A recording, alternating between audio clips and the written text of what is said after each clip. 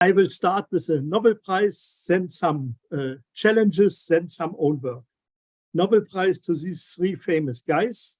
And this was really for the first time that complex system science and climatology for both disciplines won prize, and both are now part of physics, fully accepted. And let me come to Hasselmann's work. Shortly, one aspect that he developed a stochastic climate model. And this was almost 50 years ago. It's very important. These days it's easy, but that time was a revolutionary step. He considered the weather as a stochastic component and came then to such a Fokker-Planck equation and could describe with a rather realistic system the climate as a whole, where you have random weather excitation and in the diffusion term. And these equations he solved and got a lot of important conclusions. Another point, only one point by Manabe to mention the increase of CO2. This was in 1980, more than 40 years ago, and he played with his models, his coupled atmosphere-ocean models, and took the icing due to the CO2 that time in the atmosphere. He got then this one in the Antarctic, you have this one, in the Arctic you have some seasonal effect. And now the main step was to increase artificially, that time, 4 times the CO2 contents, and then you get a decreasing of ice in the Antarctic and a much stronger seasonal effect in the Arctic and almost no ice in summer. And this comes very close to what we observe these days. That means he found it, he forecasted it much earlier than it happened. Really great work. But we have also recent challenges, a lot of open problems. We have extreme events this July in southern Europe. We have this wildfire in the island Rhodes, not only in this island, in many other islands around the Mediterranean Sea. And almost at the same time in northern Italy, we had hail. You see, such big cones of hail was also an extreme event. But of course, this all over the earth. India, you had on 143 days out of 180 days, you had extreme events of all types. And let's look a bit to the recent history. In March to May last year, you had a very strong heat wave. It was the hottest March since 1900 or 1901. A lot of rainfall in January, but the driest in March, and also several extreme cyclones in June 23 and also in May 2020. As you see, it's a very common problem, and very important is to consider cases of so-called compound events, when you have 2 extreme events happening almost at the same time or in a sequence. Is it then what our society can work with, or is there a big danger for the whole society, also from the social viewpoint? And one final important challenge is sea level rise. This is really a very, I think, the most serious problems we have, because for the next decades, all the scenarios which are calculated now give a very strong increase of sea level rise and flooding of some land. All what is here pink will be flooded. Of course, you know, Bangladesh is a hot candidate, also some part of India, maybe where you are now, and Mumbai, but also the east coast of the United States, of China, etc.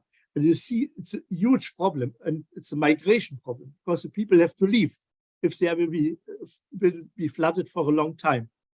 And it's unclear how this can be handled. And one little thing which already was done is the shift of the capital in Indonesia from Jakarta to Nusantara, because Jakarta is already often flooded and cannot act any longer as a capital.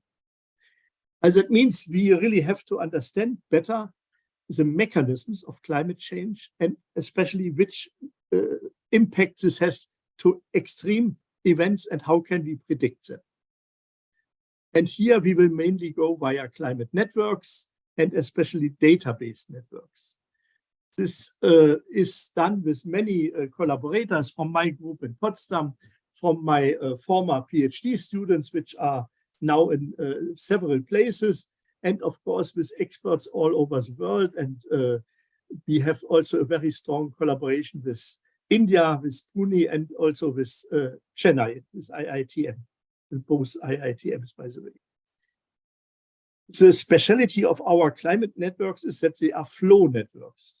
That means we do not have immediately the nodes, but we try to reconstruct a backbone from data in order to describe the climate system as another kind of discretization, but which is more referred to the interactions among the different sub-areas. And the idea is that we have observation sites all around the world, have data, precipitation, temperature, whatever, and then we compare them for causality. And if there is a significant causality among two different points, regional points, which we consider as nodes, then we make a one in our adjacency matrix and have construct this way a complex network. This way, it's rather easy to infer long-range connections, which are called teleconnections. And here are some seen, not with this, which are mostly along the equator and along the oceans. And this is already of importance for climatologists. But as with every new method, you have a lot of possible artifacts, and you should really be very careful in applying these techniques. And please do never forget statistical tests. This is so important. So the first point in relation to extreme events are tipping points. And these are points which is a bit similar to bifurcations. When you are coming closer, and a small change can lead to a completely different qualitative behavior in some region. And what a big challenge is to understand the dynamics, interactions, and forecasts of this behavior of tipping points. And there are, of course, both poles. There is then, of course, the Himalaya is one tipping point, Amazon rainforest, the boreal forest, and the Atlantic Ocean, and such things. These are all candidates. Some are closer to tipping, some are a bit more far, but no one is really far. The question is then, how do they interact, these tipping points? And one special question, which we studied a few years ago, was what is the influence of ENSO in the Pacific, Nino and Southern Oscillation, to the Indian subcontinent, especially the monsoon. And we really tried to figure out what are the typical pathways from the Pacific to the Indian Ocean in the atmosphere and in the ocean. And we found then with this network technique several pathways. And the most probable one is this one, via the Indonesian archipelago. This was one result good enough to be published in Nature Communications. But let me mention a more recent work. This is on the influence of Amazon rainforest area. Many people study what is the influence from the poles to rainforest and from ENSO, but we looked, is there also an influence from Amazon to other tipping points? And we have then reanalysis data. This is a mixture of, after data assimilation, of real observational data and simulated data. This temperature near surface, and we have a good resolution and about 40 years data. And we filtered out seasonality. And then we considered the area inside this Amazon, which we call ARA here in this case, which has a bit more than 1,000 nodes, and outside are a bit more than 60,000 nodes. And then we tried to estimate the connectivity, direction of connectivity, and weights of connectivity to the other tipping points. And what we found then, not so surprisingly, is that Amazon has influence to Antarctica, especially to West Antarctic. And a bit surprisingly was a very strong and significant influence on the Tibetan plateau. This was a bit a surprise. We really checked. It was significant. And then we looked, how could it go from here, there, from South America to far away Asia. And we found then indeed 3 typical large-scale motions, large-scale flows in the atmosphere. These are warm winds from South America to South Africa. Then we have also winds via the monsoon system and the ITZ from South to North Africa. And then finally the so-called westerlies, which bring then also the atmospheric flow to the Tibetan plateau. And this we really could show, and then we went into more details and found that the length is about 20,000 kilometers. The duration is about 2 weeks of this flowing network. And we really could show that there are real interactions among special events. And that means this opens a door for the prediction of some changes in Tibetan plateau after changes in the Amazon area. So another direction is going to extreme events and the ability to predict. And here extreme events, we considered the tropical cyclones, because if they making landfall, they cause typically extreme events as very strong rainfall, storms, etc., with inducing a lot of damages. And first we studied single cyclones, followed up their route, but a more recent work published this year, and this is work together with Sujit from Chennai and his team and my team on binary cyclones. That means we have 2 cyclones and sometimes they are merging. And this is, of course, can be very dangerous, because then you have much more power and much stronger influences when they making landfall. And we have here consider vorticity data, recalculate them to velocities, 3-hourly data with a good enough resolution. Here you need a stronger one. And we reconstruct them directed network, time varying directed networks, and consider only the strongest velocities, 95 percentile. And the main point, the main parameter, the main description of this is in degree and out degree of the flow element I. And now I would like to show, I cannot, what happens now? So now it goes ahead. Here are 2 such binary cyclones. This is one here in the northern hemisphere. This is one, and this is the other one. But we consider now in the southern hemisphere this Odet and Seroya. One is going this way and the other this way, and finally they are merging. And we will consider this in more detail, the latter one. Here are the velocities, and you see we start here at April 6, a few days till April 10, and you see they are first rather far away, about 1,500 kilometers, coming closer, and finally they merge at about April 9, April 10. And we consider then the in degree and out degree. This is here the in degree, and we see already a strong dynamics of both.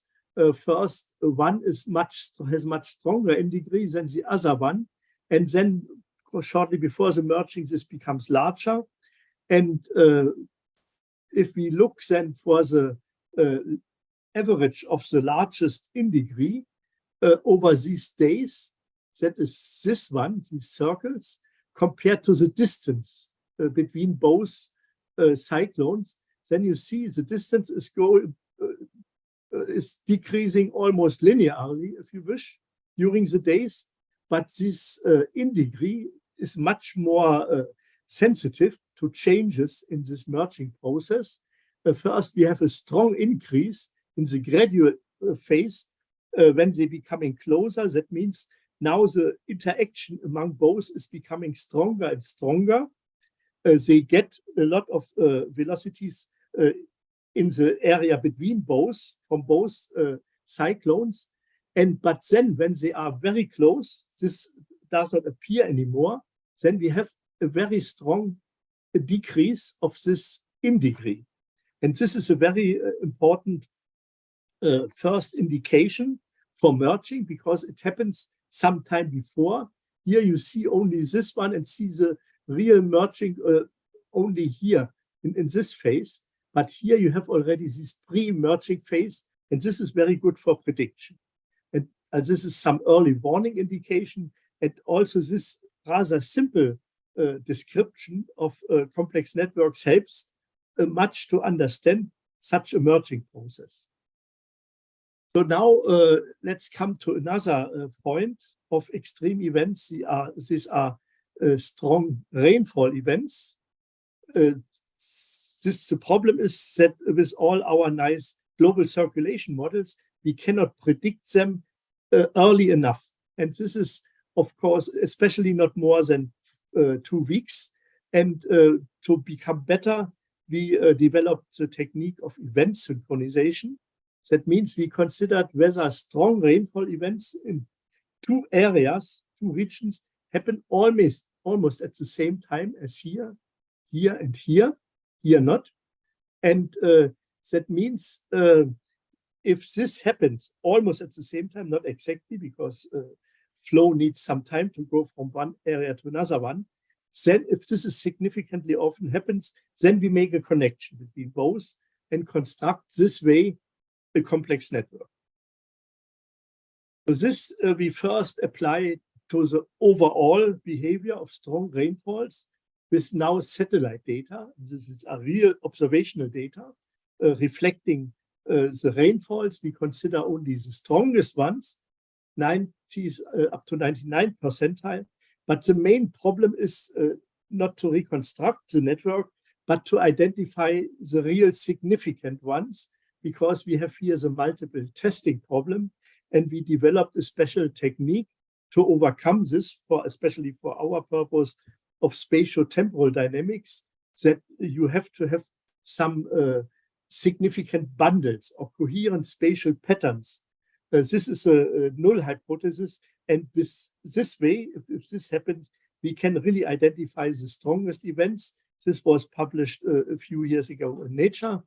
And you see this is without correction. When we look for all strong events, this red point in Himalaya connected to all the other ones.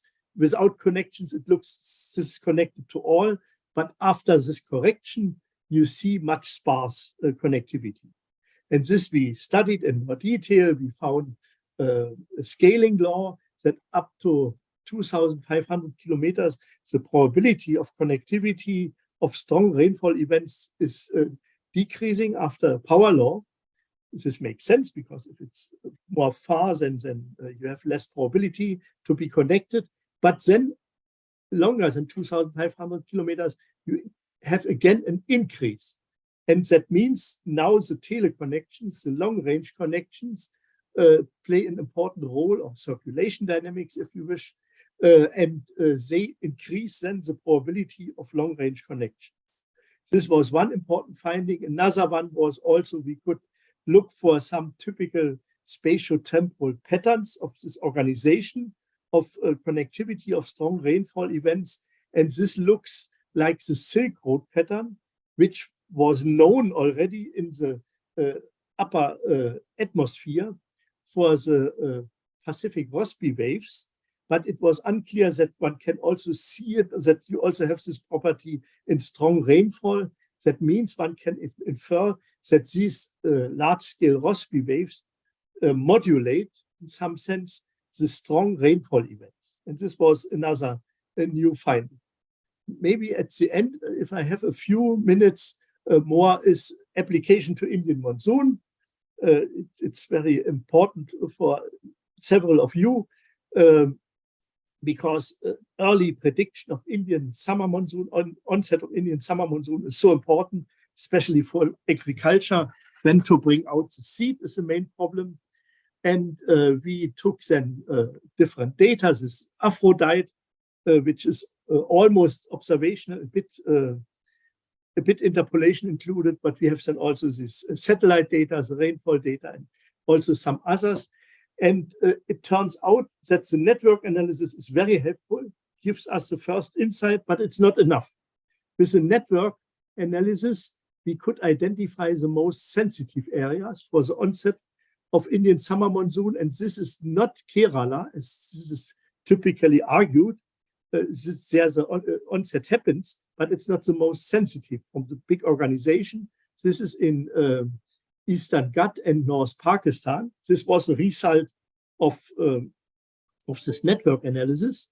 And another point, another technique we applied then was this amplification of noise near a bifurcation or tipping point, that then the fluctuations become larger, although the noise is the same.